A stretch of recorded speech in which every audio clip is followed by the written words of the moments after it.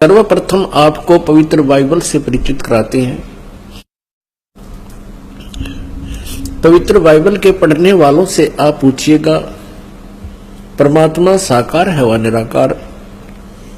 वो कहेंगे परमात्मा निराकार है और कहते हैं गॉड इज फॉर्मलेस। उन्होंने फिर पवित्र बाइबल को समझा ही नहीं। पवित्र बाइबल में लिखा है कि परमात्मा मनुष्य दृश्य है और छठे दिन उस परमेश्वर ने कहा कि हम मनुष्य को अपने स्वरूप के अनुसार उत्पन्न करेंगे और वैसा ही कर दिया। छठे दिन भगवान ने मनुष्य को अपने स्वरूप में उत्पन्न किया, नर और नारी करके उनकी उत्पत्ति की। अब देखिएगा प्रमाण पवित्र बाइबल में। पवित्र बाइबल संपूर्ण जीवन अध्ययन बाइबल। पवित्र बाइबल संपूर्ण जीवन अध्ययन बाइबल। संपादक हैं डेविड स्टुअर्ट, अंग्रेजी। प्रधान संपादक Donald C Stamps, MA MDV। संयुक्त संपादक ये सारे कुछ लिखे इनके। ये USA से छपा है। अब ये देखिएगा उत्पत्ति, जिसको इंग्लिश में अंग्रेजी में बोलते हैं ये जेनेसिस।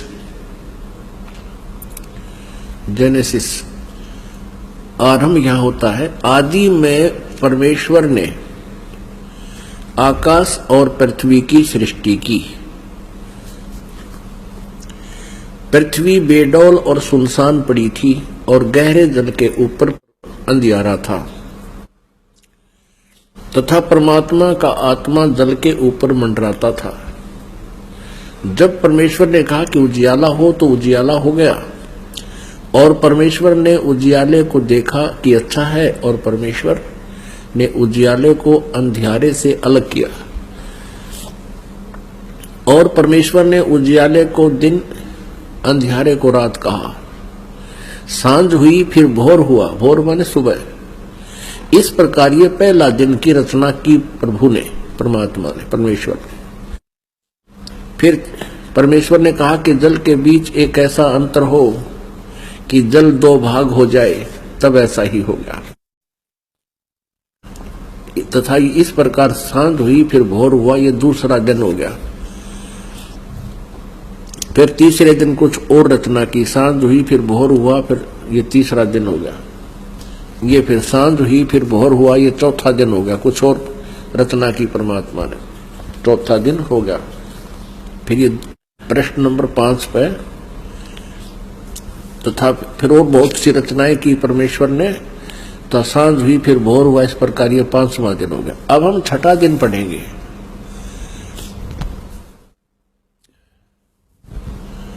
फिर परमेश्वर ने कहा कि हम मनुष्य को अपने स्वरूप के अनुसार अपनी समानता में बनाएं और वे समुद्र की मछलियों और आकाश के पक्षियों और घरेलू पशुओं और सारी पृथ्वी पर और सब रेंगने वाले जंतुओं पर जो पृथ्वी पर रेंगते हैं अधिकार रखें, यानी उनसे बुद्धिमान हो। तब परमेश्वर ने मनुष्य को अपने स्वरूप के अनुसार उत्पन्न किया। अपने ही स्वरूप के अनुसार परमेश्वर ने उसको उत्पन्न किया, नर और नारी करके उसने मनुष्यों की सृष्टि की। पुण्यात्माओं फिर पढ़ लो। तब परमेश्वर ने मनुष्य को अपने स्वरूप के अनुसार उत्पन्न किया। अपने ही स्वरूप के अनुसार परमेश्वर ने उसको उत्पन्न किया, नर और नारी करके मनुष्यों की सृष्टि की। अब पवित्र बाइबल में उत्पत्ति ग्रंथ अध्याय नंबर 1 का श्लोक नंबर 26 है। ये इसमें स्पष्ट कर दिया है कि परमात्मा मनुष्य जैसा है, उसने मनुष्य को अपने जैसा बनाया है, नर और नारी करके उसकी उत्पत्ति की। अब उसने, परमात्मा ने मनुष्यों को अपने जैसा ही रचा, तो कैसा है भगवान? साकार है, नर आकार है, शरीर है। ये देखिएगा, ये पवित्र बाइबल। अब इसकी उत्पत्ति पर आते हैं हम बिल्कुल स्टार्ट से ही। ये है जेनेसिस, यानी उत्पत्ति, आरंभ होती है। आदि में परमेश्वर ने आकाश और पृथ्वी की सृष्टि की, यानी ये बहुत सिंपल उसमें लिख रखा है। इस प्रकार पहला दिन हो गया, यानी सांझ हुई, भोर हुआ, इस प्रकार पहला दिन हो गया। फिर तो परमेश्वर ने उस मंत्र कर प्रकाश का, सांझ हुई फिर भोर हुआ, इस प्रकार दूसरा दिन हो गया। सांझ हुई, भोर हुई, फिर तीसरा दिन हो गया। इनमें कुछ रचनाएं की परमात्मा ने। फिर देखो, अब 4 पृष्ठ पे पढ़ रहे हम।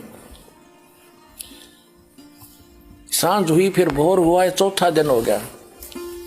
अब फिर हम यहाँ आगे 5 पृष्ठ पे जिन उत्पत्ति पढ़ रहे हैं, जेनेसिस। ये सांझ हुई फिर भोर हुआ, ये 5वां दिन हो गया। अब हम 6ठे दिन में आएंगे।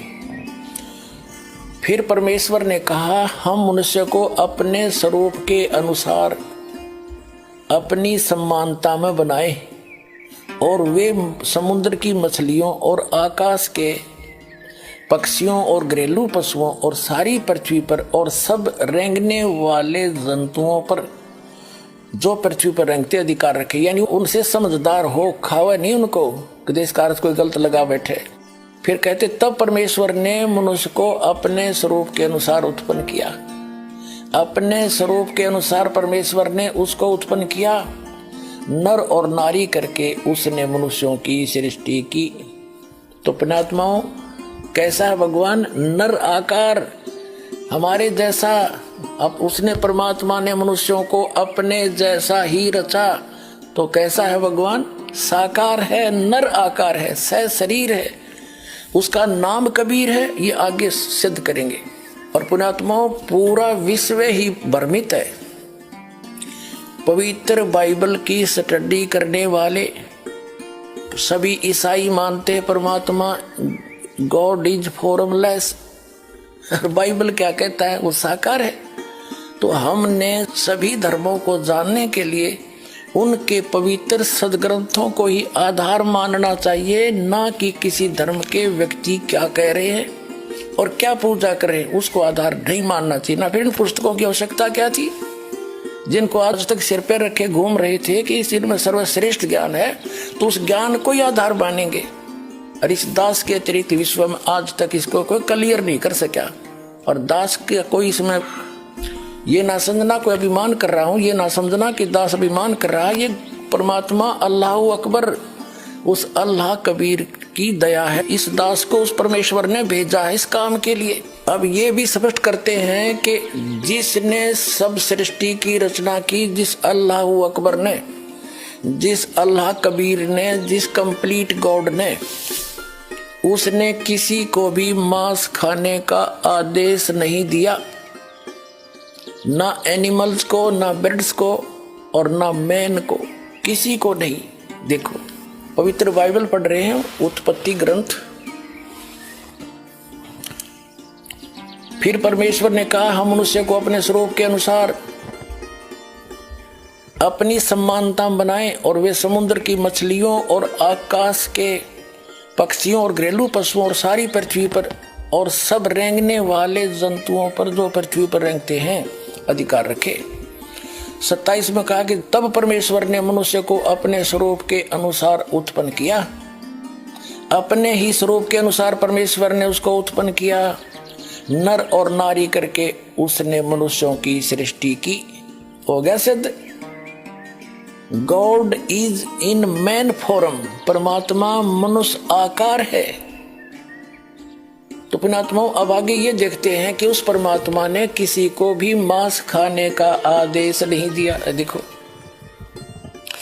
ये पढ़ लिया हमने 28 में। और परमेश्वर ने उनको आशीष दी और उनसे कहा, फूलो, फलो और पृथ्वी पर भर जाओ और उसको अपने वश में कर लो, यानी पूरी पृथ्वी पर फैल जाओ, और समुद्र की मछलियों और आकाश के पक्षियों और पृथ्वी पर रेंगने वाले सब जंतुओं पर अधिकार रखो। अब जैसे अधिकार रखने का मतलब ये नहीं न मार के खा ले, जैसे जंगल से गाय लाए, हम पहले भैंस लाए, उनका दूध पीते हैं, तो दूध पियो, मांस क्यों खाओ? गोश्त खाना कोई अच्छी बात है?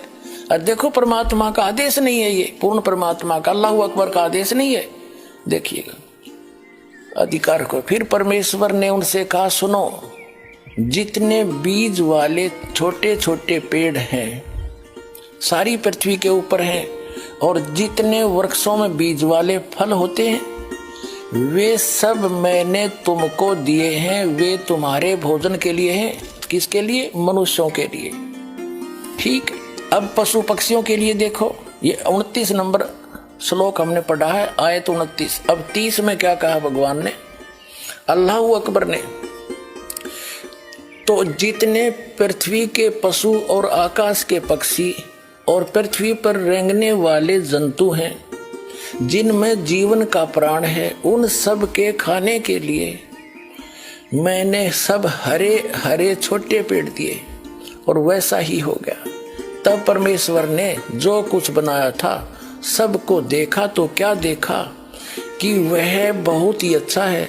सांझ हुई, फिर भोर हुआ, इस प्रकार छठवां दिन हो गया। यूं आकाश और पृथ्वी और उनकी सारी सेना का बनाना समाप्त हो गया, और परमेश्वर ने अपना काम जिसे वह करता था 7वें दिन समाप्त किया, और उसने अपने किए हुए सारे काम से 7वें दिन विश्राम किया। और परमेश्वर ने 7वें दिन को आशीष दी और पवित्र ठहराया, क्योंकि उसमें उसने सृष्टि की रचना के अपने सारे काम से विश्राम लिया। तो पुण्यात्माओं, इससे स्पष्ट हो गया कि मांस खाने का आदेश किसी भी प्राणी को नहीं है। अब यहाँ समस्या पैदा कर देंगे ये अज्ञानी आपके सामने के शेर और जितने भी ये पशु हैं, हिंसक पशु जिनको मांसाहारी मानते हैं, तो ये इनको भगवान ने ऐसे पंजे दिए हैं, नुकीले दांत दिए हैं, तो ये तो एक मांस खाने के लिए दिए हैं। नहीं पुण्यात्माओं, ऐसे प्रमाण आपको दिखाएंगे कि ऐसे महापुरुष हुए हैं जिन्होंने शेरों को आशीर्वाद दे दिया, सिंह को, लायंस को, उन्होंने जीवन भर मांस नहीं खाया और बिल्कुल घास फूस खा करके, जैसे इनके पंजे किस लिए दिए हैं कि जैसे कीकर देखी होगी बबूल आपने, उसका ऐसा मोटा मोटा गोंद निकल जाता। पहले बहुत मजबूत तगड़ी तगड़ी कीकर होती थी, इतना इतना उनका गोंद लग जाता है और बहुत वो पौष्टिक होता है। ऐसे ही कुछ ऐसे पेड़ होते हैं जिनके अंदर बहुत अच्छा गुद्दा निकलता है, उनको पाड़ पाड़ कर ये खाते थे। तो इनको मांस खाने का अधिकार नहीं था, किसी को भी आदेश नहीं, और ना खाते थे। प्रारंभ में मांसाहारी प्राणी नहीं थे। तो फिर क्या हुआ, जैसे अब हम देखते हैं पवित्र हिंदू धर्म के अनुयायी पवित्र मुसलमानों को बुरा क्यों कहते थे कि वो मांस खाते हैं, इसलिए बुरा मानते थे कि वो मांस खाते हैं। और सिख धर्म के अंदर 10 महापुरुष हुए हैं, उन 10 महापुरुषों ने कभी मांस छुआ तक नहीं, शराब कभी छुई तक नहीं, तम्बाकू सेवन किया नहीं। और ये तो सबसे पीछे चला हुआ धर्म है सिख धर्म।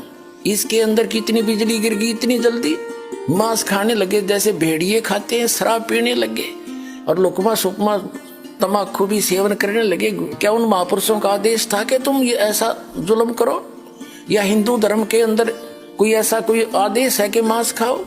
अगर किसी पुस्तक में मांस खाने का कोई लिखा है तो उस पूर्ण परमात्मा का आदेश नहीं है, वो किसी अन्य व्यक्ति का, फरिश्ते का, कोई देव का आदेश है, तो वो हमने मानना नहीं चाहिए। तो कहने का भाव ये है, उस पूर्ण परमात्मा ने उस तत्व ज्ञान में कहा है कि नबी मोहम्मद नमस्कार है, राम रसूल कहाया, 1,80,000 को सौगंध जिन नहीं कर चलाया, अरस कुरस पर अलह तकत है, खालिक बिन नहीं खाली, और वह पैगंबर पाक पुरुष थे साहिब के अब्दाली। जिन महापुरुषों का नाम लेकर तुम बिस्मल करते हो, गाय और बकरे काटते हो, कहते हैं 1,80,000 को सौगंध जिन नहीं कर चलाया। नबी मोहम्मद नमस्कार है, वो आदरणीय महापुरुष थे, और परमात्मा के राम रसूल कहाया, वो परमात्मा का राम का रसूल था, यानी पैगंबर था। और 1,80,000 ऐसे महापुरुष हुए हैं मुसलमान धर्म के अंदर। कहते 1,80,000 को सौगंध जिन नहीं कर्ज चलाया, जिन्होंने ऐसे कोई बकरे वकरे गाय वगैरह नहीं काटी उन्होंने, कहते हैं अरस कुरस पर अलह तकत है खालिक बिन नहीं खाली, और वह पैगंबर पाक पुरुष थे साहिब के अब्दाली। वो तो पवित्र आत्माएं थी, उस परमात्मा की कृपा पात्र थे। अरस कुरस पर आसमान के कति अंतिम छोर पर वो पूर्ण परमात्मा रहते हैं, और उस परमात्मा की दृष्टि से कोई जीव नहीं बचा है। वो सबका अंतर्यामी है, सबका जानकार है, एक जरा से जीव को भी नहीं बुलाता है, वो सब उसके वो सर्वज्ञ है। अरस कुरस पर अलह तकत है खालिक बिन नहीं खाली, वह पैगंबर पाक पुरुष थे साहिब के अब्दाली। वो उस परमात्मा के अल्लाह अकबर के वो पूर्ण परमात्मा के कृपा पात्र थे। उन्होंने ऐसा मांस नहीं खाया जैसा तुम अब खा रहे हो। और जैसा कि दास कहना चाह रहा था, इसी प्रकार आगे चल के प्रत्येक धर्म के अंदर यह गिरावट आती चली गई।